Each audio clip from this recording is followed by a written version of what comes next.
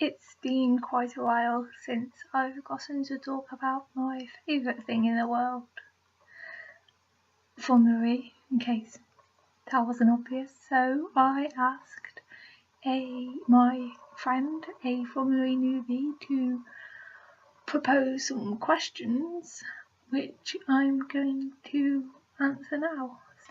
Okay, the first one is, how did you come to know about it?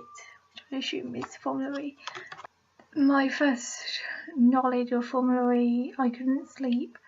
I was up at my nan's just trying to sleep. It was like 4 a.m. I was on social media and people were talking about the fan boost and how much of a disaster it would be in Formula 1. I wasn't really all that bothered by the idea of electric cars racing. My image of electric cars back then was those little electric smart cars, which are repulsive, and so that was back then, of course. Now it's completely different, but I couldn't sleep and there was a race on and I just thought might as well watch it. So that was how I found out about Formula E, through social media, and I was hooked from the first race. Question 2. How did a driver get into Formula E? About all the drivers so far have come in through other series. A lot of them are ex-Formula 1 drivers. They've come in. We've got some ones from the other series now as well. It'd be interesting in the future if they had a feeder series for Formula E. It'd be interesting if they did that in the future, but at the moment there isn't. They come in from after leaving Formula 1 or from Formula 1's feeder series. Question 3. What should you bring with you to a race? I've only actually been to two races. I went to the London races, so my view is what you should bring if you were going there. The first one was food, though the food was quite, I thought, relatively cheap. Then bring some food, because they didn't in London have seats in the stands like they do at circuits. So if you wanted a good place, you had to get there early and keep your place. So wandering off to go and get food isn't always the best idea. So bring food, bring money, bring a camp chair again, because there were no seats, and that'd be nice. And if you don't fancy sitting on the grass, then that's all I would really recommend. Food, money, camp chair, water.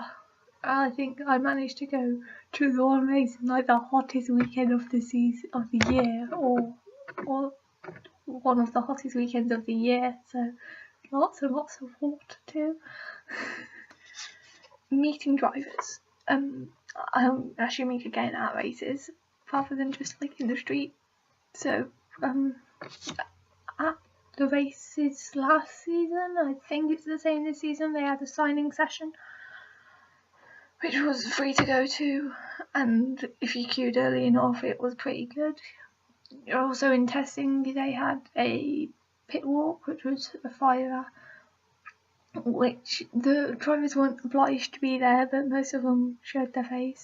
Some teams were better at it than others, but yeah, I think meeting drivers in Formula E meeting drivers at Formula E race was a lot easier than meeting Formula 1 drivers at a Formula 1 race, for example, or wet drivers at a wet race.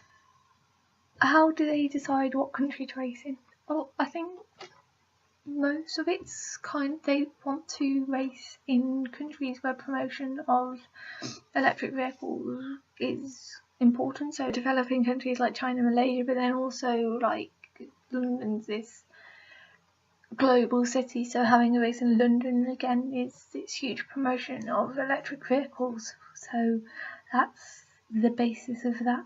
So they have circuits that have motorsport history. They had Monaco last year, which debatable over whether Monaco was a good race or not. Certainly it wasn't if you were some drivers. Long Beach, which they don't have a race on at the moment in Formula 1, but they did in history. So it's a mixture of a lot of things.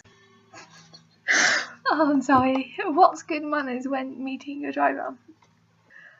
Just to remember that they're human, really. I could go on and on and on about this, but I'll just say to remember that they're human, just like you, and to just respect that, really. Why is Formula E less liked than Formula 1? Well, I think at the moment it's more because it's just less well known. I don't think I've actually spoken to someone who follows Formula E and follows Formula 1 who would choose. Actually, I do know one person, but I don't really know that many people who would say Formula E isn't as good as or better than Formula 1, but I just think it's less well known. I think, like, when originally, back before I started following Formula E, before Formula E started, I was kind of put off by the image of electric vehicles because electric vehicles aren't really that popular, and I think that's the same reason why my family doesn't really like it that much, is because they just don't like the idea of electric vehicles and don't see how that could be good racing. But I think as soon as you put them in front of a racing, like, watch this, unless it's a disaster of a race, then they will enjoy it. And I think the noise is also quite off-putting. In Formula 1, everyone's always complaining about the noise. I don't really notice the difference because I'm a bit like that, but I think from the noise in Formula E is the most off-putting thing if you're actually watching it. It's a lot nicer on track at the track than it is on TV, but it just goes straight through my head, and I would not blame you at all for muting it because of the noise, because it's awful. I think that's it, really. How long is the season? The first race this season was at the end of October, and the last race will be beginning of July. So is that long?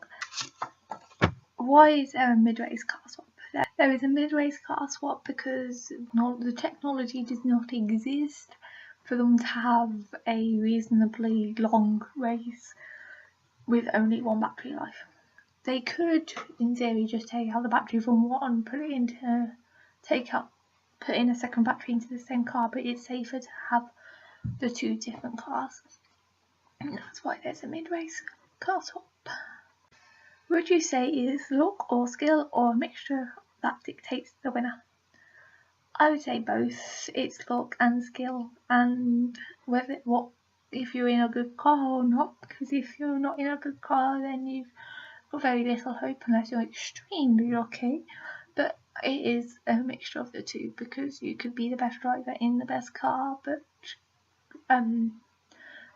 have bad luck that puts you behind in qualifying, or battery failure, which the teams don't really have any say to. Again, you could have the best car, but if you didn't have a good driver, then you're not going to get anywhere. You could have good luck and be in a good driver, but if you're not in a good car, you're very unlikely to get anywhere. So, unlike Formula 1, it is, unlike all motorsports, it's a mixture of the three things, really. And that's all my questions. So, is so long until the next race, but if you have any questions you'd like or topics you'd like to discuss, put them in the comments below or tweet me at Bethany Booth. So hopefully I'll see you again after Punta del Este.